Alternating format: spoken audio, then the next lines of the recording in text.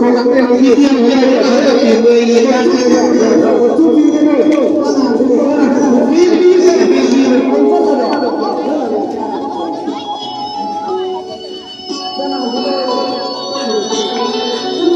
여기 뭐야 뭔가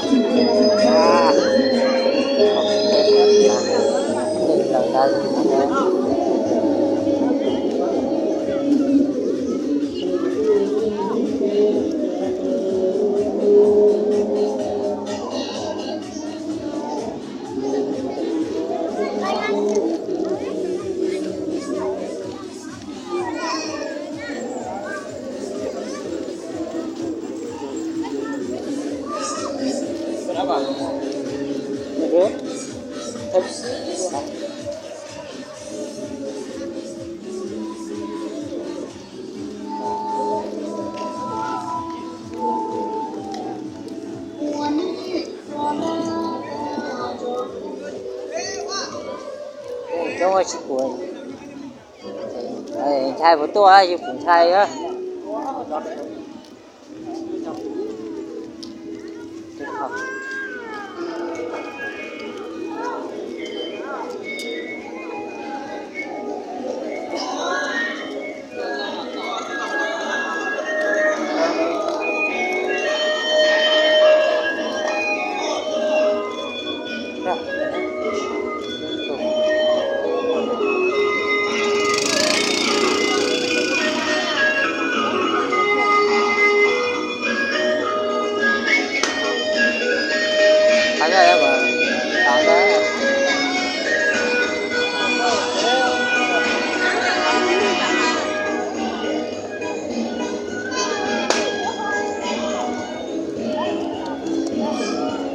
rồi quét về đây giàu chụp bao chỉ bao giờ đi bây giờ mẹ chụp bao này dạ bao à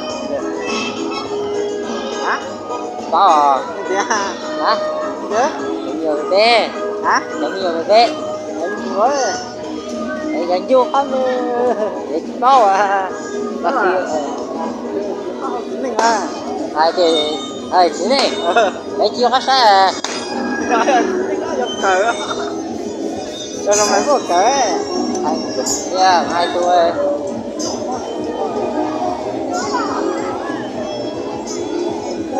thế có thể coi à sao phải không mà rồi à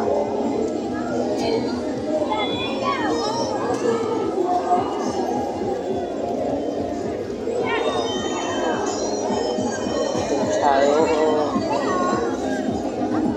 con học của nhớ cha lão chú phải bố không có rồi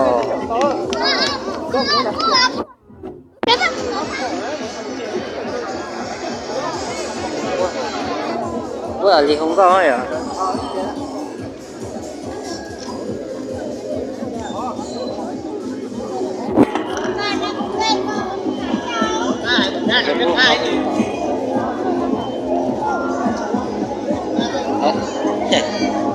mẹ đó tôi bên nào phụ là chị cả chị chơi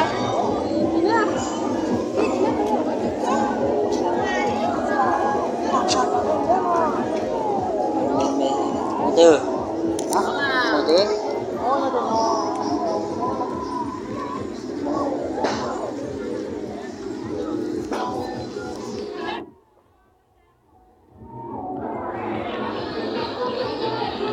có chụp ảnh này ạ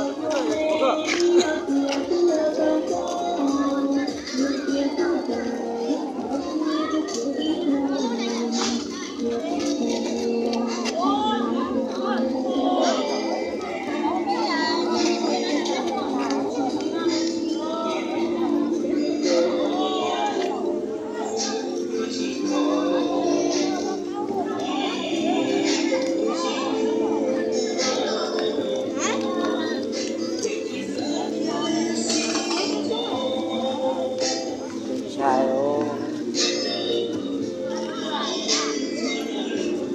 làm chưa?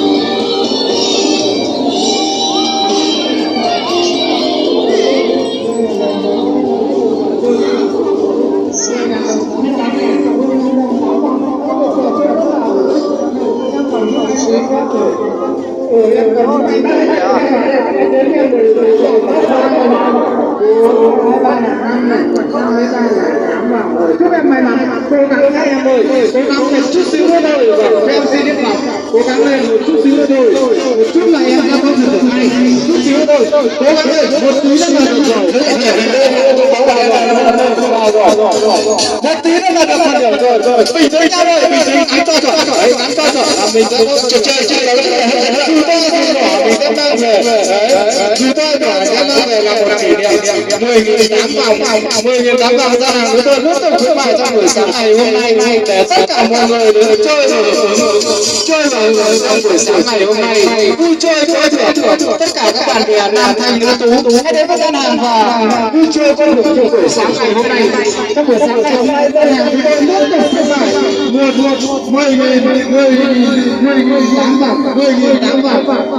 Cố gắng lên một chút xíu thôi, phải gắn nghĩa thật bình tĩnh các em ơi, thời gian còn dài, ta ném vào xong rồi ném vào xong là đi về, đi chơi lại, cố gắng lên, một chút xíu nữa là một chút xíu nữa là được rồi, vui chơi chơi được các bạn ơi, chỉ có 10.000 đồng có là chúng ta sẽ có một trò chơi như thế nào đấy, 10.000 đồng sẽ có một trò chơi rất là bổ cho tất cả các bạn đến đây, anh ơi, 10.000 đồng 8 vòng, không mời ông, 10.000 đồng 8 vòng,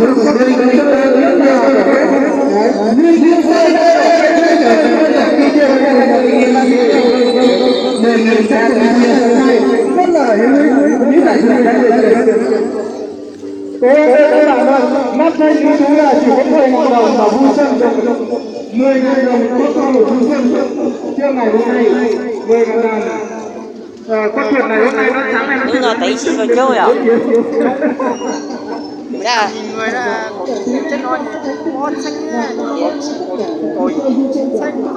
Chắc xin nó chỉ khi đó chỉ nhắc chuyện mùa của vậy tôi không có ơi. Dạ. Vậy có chung rồi.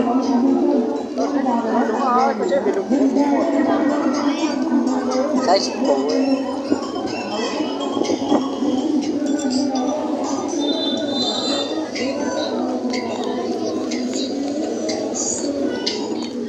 Rồi, ai muốn xí tò ba thì đó. Dạ ok.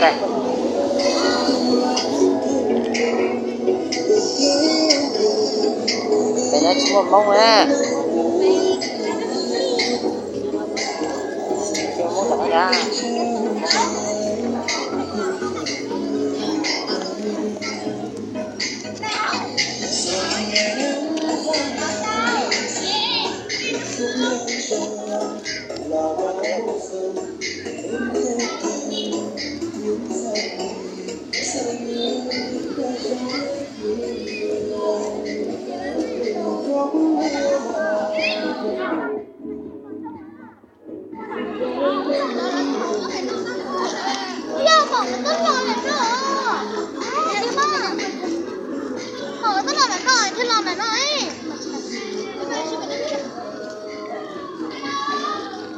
Sini chờ xìa.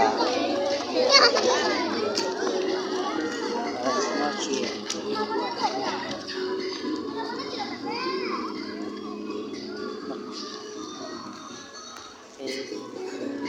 Ăn ra gì đấy, ăn ra hả? Không có gì. Hả? Còn món cái nói kia. Ăn ra. Để sớm mãi tao cho thì chá.